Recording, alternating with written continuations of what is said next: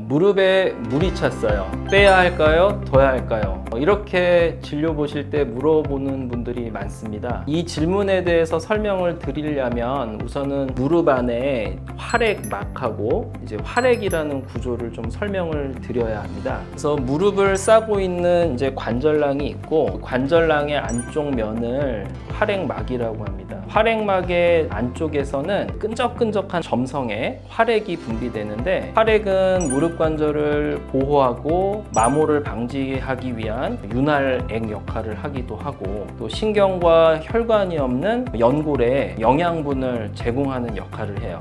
그렇다면 이 활액이 왜 과다하게 분비되는가? 활액이 과다하게 분비되는 경우는 이제 무릎에 갑작스럽게 이제 충격이 갔을 때라든지 퇴행성 관절염, 연골판 손상, 연골 손상, 또 스포츠 손상으로 인해서 십자인대가 손상됐을 때, 또 염증이라든지 감염이 생겼을 때, 이러한 경우에는 무릎 안에 활액이 가득 찰 수가 있어요.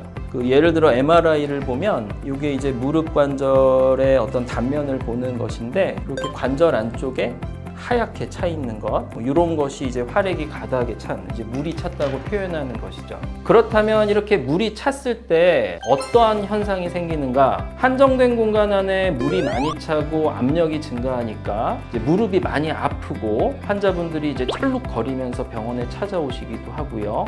무릎에 열감이 있고 잘 굽혀지지 않고, 그래서 찾아오시는 경우가 많아요. 그럼 이러한 경우에 물을 빼는 것이 도움이 되는지 궁금해 하시는 분들이 많아요. 그래서 이렇게 통증이 심하고 열감이 있고 이러한 현상이 자주 반복이 되면 물을 빼서 일시적으로 증상을 완화시키기도 합니다. 그렇다면 물이 찰 때마다 이렇게 물을 빼야 할까요? 물을 빼는 것은 이제 일시적으로 증상을 완화시키는 거고, 이렇게 물이 반복적으로 차면 물이 차는 원인을 찾아야 합니다. 그런 원인을 찾지 않고 물만 반복적으로 주사기로 빼게 되면 오히려 염증이나 감염의 원인이 될 수도 있습니다. 그래서 이렇게 반복적으로 물이 차면 계속 물을 빼는 것이 아니고 근본적인 원인을 찾고 해결하는 것이 중요합니다. 일반적으로 관절 안에 손상이 심하진 않은데 좀 무리해서 일시적으로 활액이 차는 일반 활막염 같은 경우에는 무릎을 조금 안정시키고 진통 소염제나 얼음팩이라든지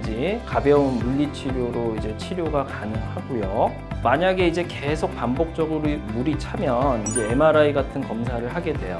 그래서 연골판 파열이라든지 연골 손상이 있다면 관절 내시경으로 이제 원인 치료를 하고요. 만약에 염증이나 감염 같은 질환이 생겨서 무릎 안에 고름 같은 활액이 차면은 이 역시 관절경으로 이제 청소를 해주게 되고 항생제 같은 약물 치료를 필요로 하게 됩니다. 그래서 정리하면 무릎에 물이 반복적으로 차면 물을 빼는 것이 중요한 게 아니고요. 물이 왜 차는지 그 원인을 찾고 원인을 해결하는 것이 중요합니다.